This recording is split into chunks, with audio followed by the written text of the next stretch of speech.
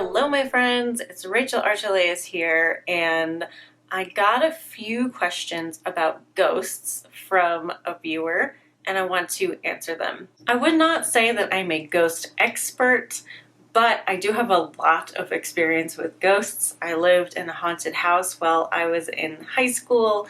I grew up seeing spirits of my loved ones and other things, and so I've been in the ghostly realm my whole life, but I don't study it. I'm not like a doctor of ghosts or metaphysics or anything. So this is just my personal take on ghosts, having been in the same room with and in communication with them for my entire life. So here's what she had to say.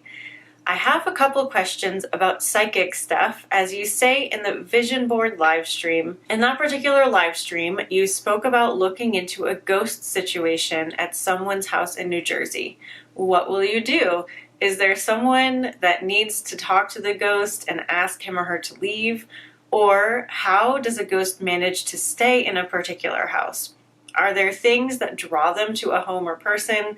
Why are they around?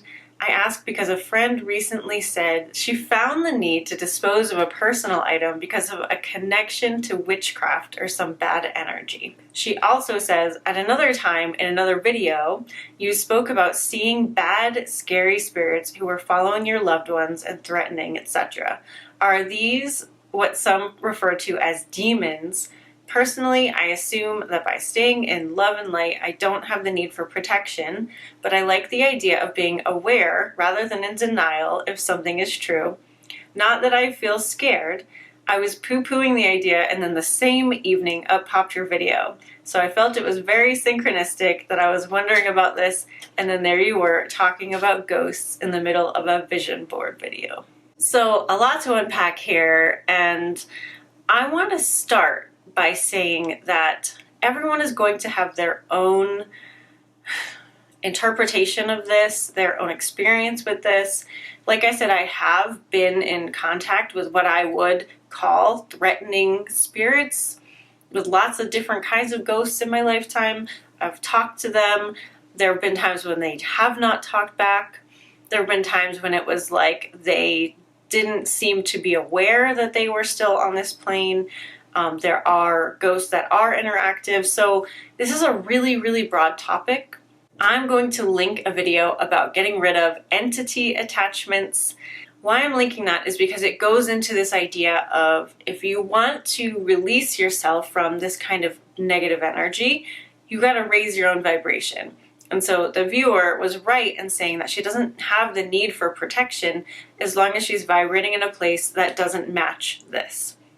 So that's really number one. What I want to say is you don't have to deal with this world if you are not in a place where you're putting yourself in contact with it. Meaning that if you are a happy person, if you are a positive person, if you are content, satisfied, if you get up on the right side of the bed, or you meditate, or you appreciate every day, this is likely not going to be an issue for you. When I was in high school and when this was really bothering me and my family, I was very clinically depressed. I was an unhappy kiddo. A lot was going on in my family life that wasn't just because of being in a haunted house. And my lower vibration at that time made me susceptible to those kinds of energies.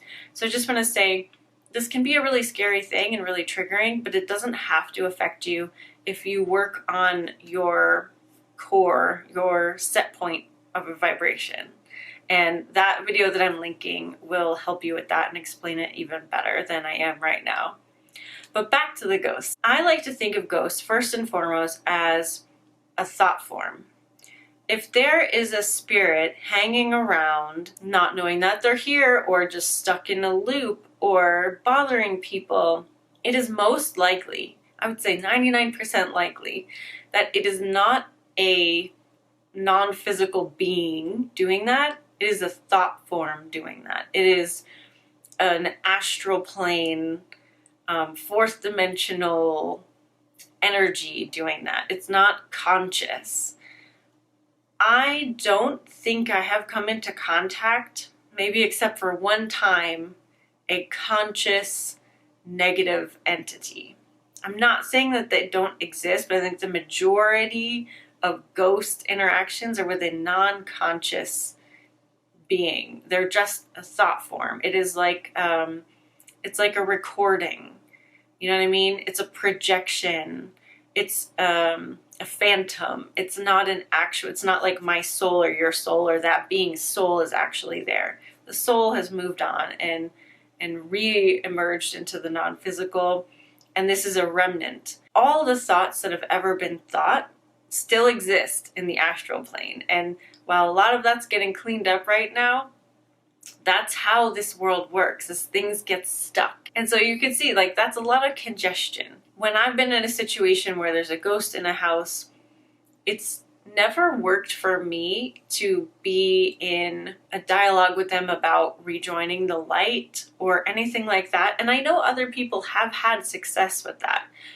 But with my experience, usually it's just been about transcending them so that it's not in my reality anymore. And basically leaving it there. Just like all the thoughts that have ever been thought are still alive and roaming around and in their place in the astral realm, these remnants of energy can stick around wherever they are.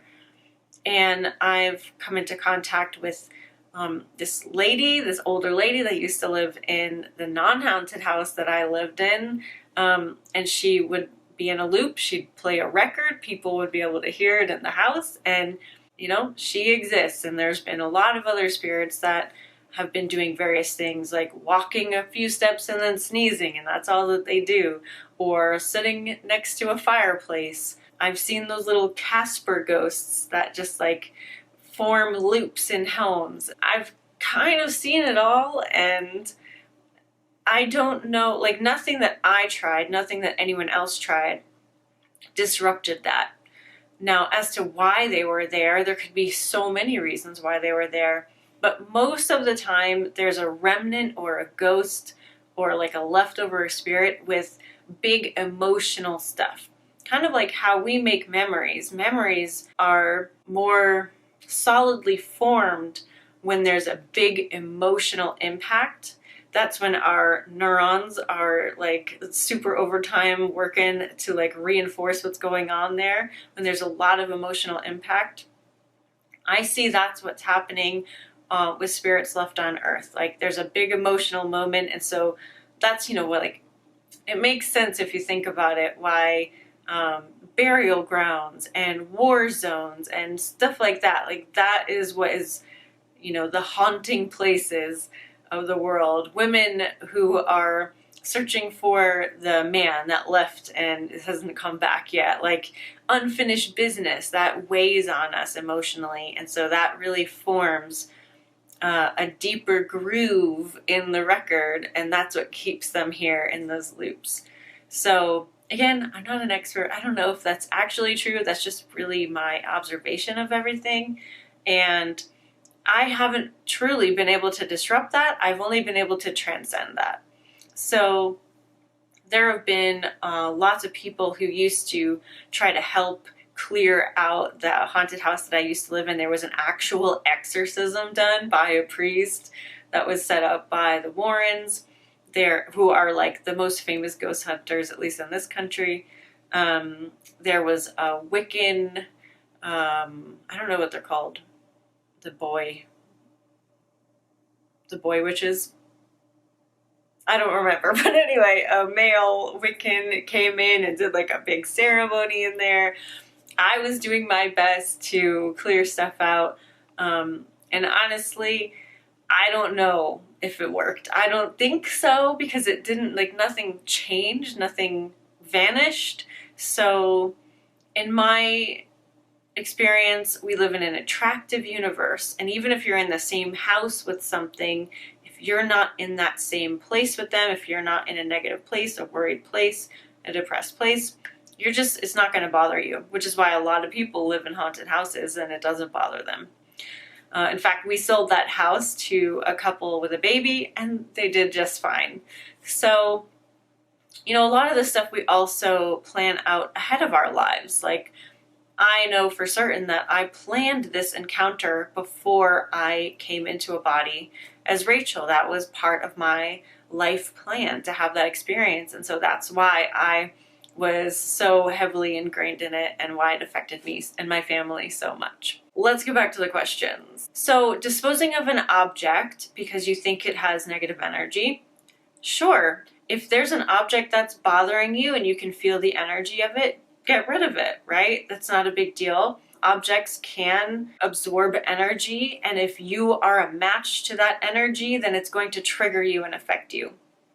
Just like certain people will trigger you and affect you because of their energy or what they say. So yeah, objects can hold on to energy. And so if something is bothering you, if you don't like the feeling of something or the look of something, or you think there is some negativity in there, get rid of it. You can clear it, of course, but that really comes down to you loosening your attachment to it. It doesn't really necessarily affect the object because more often than not, you are changing, not the object. Are ghosts demons? Or do poltergeists exist, etc.? You can call them whatever you want, right? We're the one that gives them a name. And so if you want to call a ghost or a poltergeist or whatever a demon, yeah, I think that's what they have in mind. The biggest thing that I can see different in that is demon has the connotation of being like an evil creature, like an aware, conscious, evil-doing creature. And in my experience, even with the one being that I felt was conscious, that's just not the case. Our perception, our availability of negativity, our expectation of negativity is what allows those creatures to do their work. And so it's not like there is a source of negativity. There is no source of evil. There's only a source, one source that is love and beauty and well-being and good. That is the source. If we tap back into the source, none of that can affect us anymore. You can call them demons, but there is no like hell that they're getting their energy from. It's just us perceiving it that way, and that is what keeps things going. It's the attraction, it's the matching vibration that keeps them in our lives. That's the only thing I would say about calling it a demon instead of a ghost. But yeah, you can call them that if that is what makes sense in your belief system. Basically, nothing has power over you. Scary situation, an object you think has been like cursed or something, a poltergeist, negative entity, whatever. Now, I've been in the place in my life where those things felt extremely threatening, extremely real, very terrifying, where I couldn't get to a place easily that I felt more powerful than them. So if you're in that position, I totally get it. It is really difficult to find that internal power, to find the internal light, and to believe and to know in your connection to source. But that, like I said, is the only way that I've found that really makes a difference if you're in that situation. So it's really worthwhile to cultivate your own sense of power and connection to source, to your higher self. That way you are not vulnerable to any of that negativity. If you're not down in the negative space yourself, then the negative space can't get to you, right? So transcend the negativity, transcend the fear, transcend whatever you feel is happening in your life that's negative, and it won't be able to get you.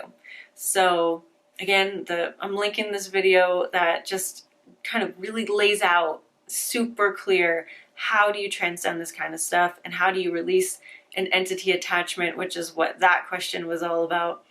And so if you feel like you have things attached to you, you have negativity and ghosts and weird stuff in your life, this video will really help you out. So thank you so much for these questions. I loved talking about them and answering them. If this brings up anything else for any of you guys, just let me know and I'd be happy to talk about it. Okay, super love. Bye for now.